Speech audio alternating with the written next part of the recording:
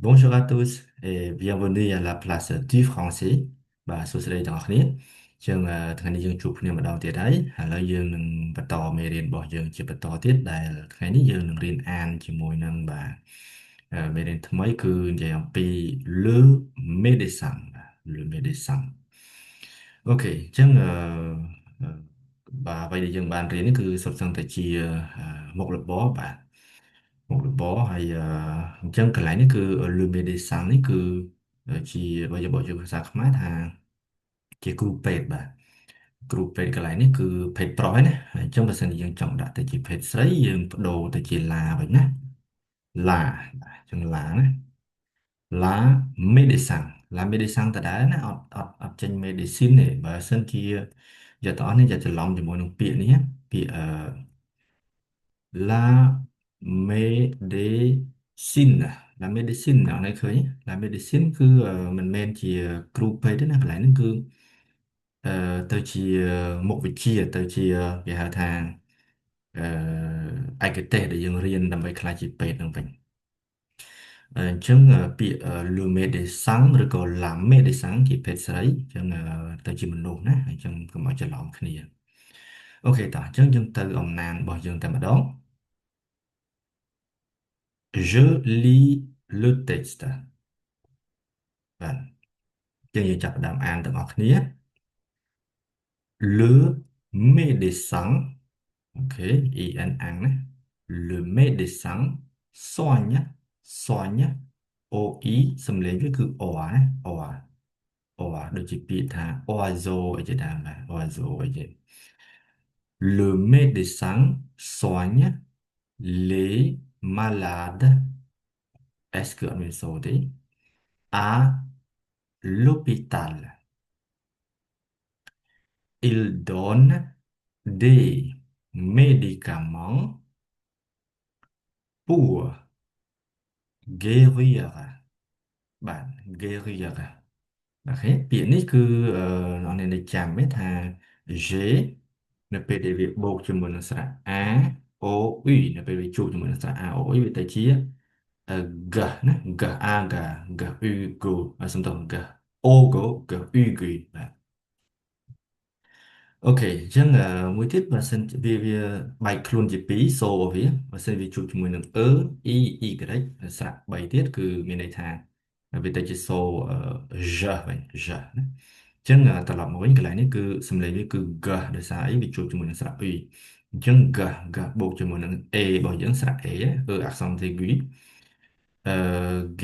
guérir អូខេ ER សំឡេង E ណា E guérir បាទតទៀត il parle aux patients pour les rassurer. Le médecin n'est très important, allez,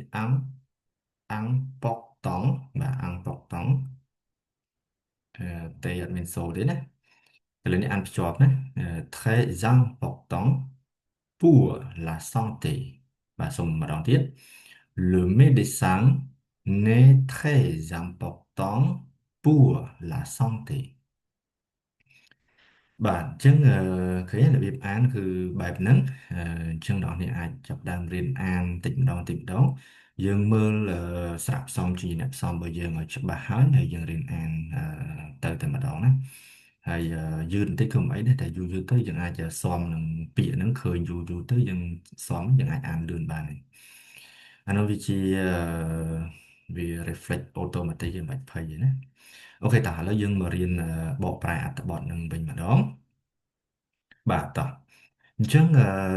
le médecin បាទពេទ្យគាត់soigner បាទ verb ហ្នឹង verb soigner ណាបាទខ្ញុំសរសេរឲ្យ soigner ក្រុមទី1ណា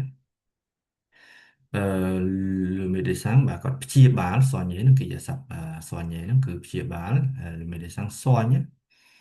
les malades អ្នកជំងឺ à l'hôpital នៅឯបាទមន្ទីរពេទ្យ il donne des médicaments បាទ médicament គឺថ្នាំ បាទអញ្ចឹងគាត់ផ្ដល់ឲ្យគាត់ផ្ដល់ថ្នាំអឺ pour guérir guérir នេះគឺកិរិយាសព្ទបាទអញ្ចឹងប្រែថាព្យាបាលបាទដើម្បីព្យាបាលអញ្ចឹងគាត់ផ្ដល់ថ្នាំដើម្បីព្យាបាល Il parle aux patients បាទគាត់និយាយទៅកាន់អ្នកជំងឺ pour les rassurer បាទដើម្បីឲ្យពួកគាត់នឹងបាទគេថាផ្ដល់ទំនុកចិត្តឲ្យពួកគាត់បាទឲ្យពួកគាត់ជឿទុកចិត្តបាទលេកន្លែងនេះបាទខ្ញុំសូមអត់បញ្យល់ទេវាគ្រាន់តែជាបាទថាខ្មែរយើងគេថាកម្មបត្តិផ្ទាល់ហើយបារាំងវាមានដូចគ្នា prononcé od អឺវាជ្រៅតិចខ្ញុំអត់បញ្យល់បន្តឯណាបាទគ្រាន់តែដឹងថានឹងជា pronounce COD បាទទាំងអស់គ្នាចង់ដឹងអាចទៅ check មើលបន្ថែមបាទខ្ញុំទៅសេនៅគីនេះជូនបាទ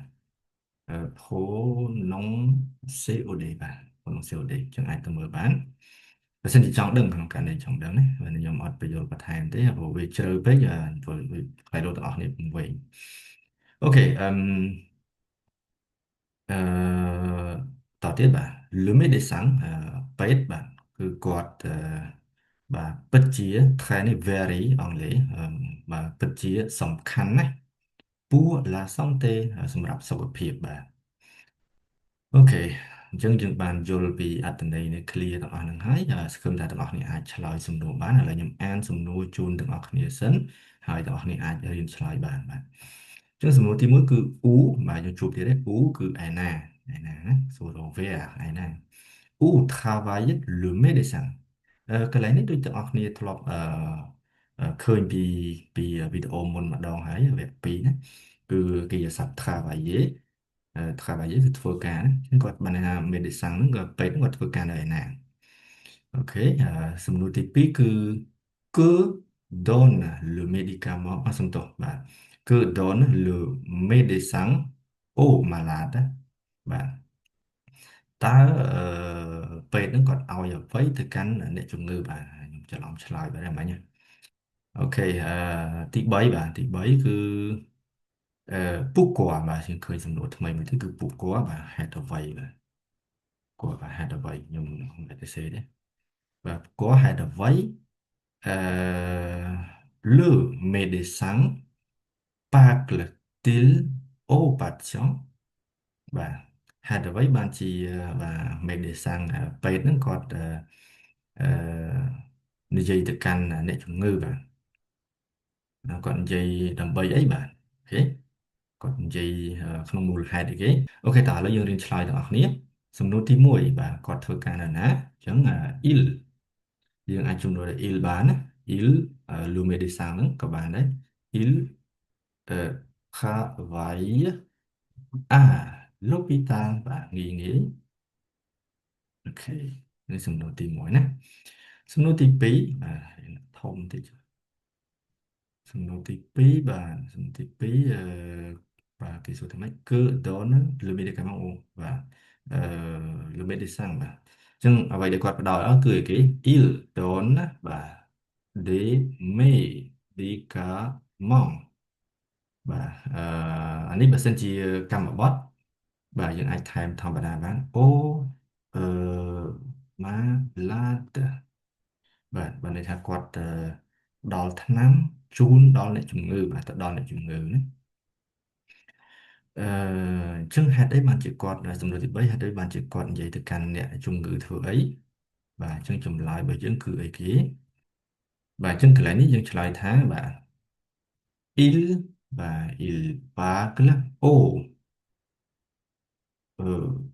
patient pour rassurer បាទប៉ុណ្ណេះក៏បានដែរវាហៅប៉ុណ្ណេះក៏បានដែរមានន័យថាគាត់និយាយទៅកាន់patient ដើម្បីឲ្យជឿទុកចិត្តបាទឲ្យជឿទុកចិត្តណាឬក៏យើងអាចឆ្លើយពេញក៏បានណា pour les rassurer បាទបាទគាត់ថាវារៀងជ្រៅទីកន្លែងហ្នឹងខ្ញុំសូមអត់តន់បញ្យល់ទេយើងអាចឆ្លើយកាត់ដូចខ្ញុំមិញក៏បានឆ្លើយពេញចេះក៏បានណាអូខេអញ្ចឹងយើងបានឆ្លើយហើយក៏បានរៀនមេរៀនថ្មីមួយដែរគឺតេតួជំនួយ medicine ហើយសង្ឃឹមថាទាំងអស់គ្នាអាចនឹងយល់បានហើយvoilàយើងនឹងជួបគ្នានៅក្នុងវីដេអូបន្តទៀតយើងនឹងរៀនអានបន្តទៀតអូខេអញ្ចឹងវីដេអូនេះគឺមានតែប៉ុណ្្នឹងញ៉ាំ merci et à très bientôt.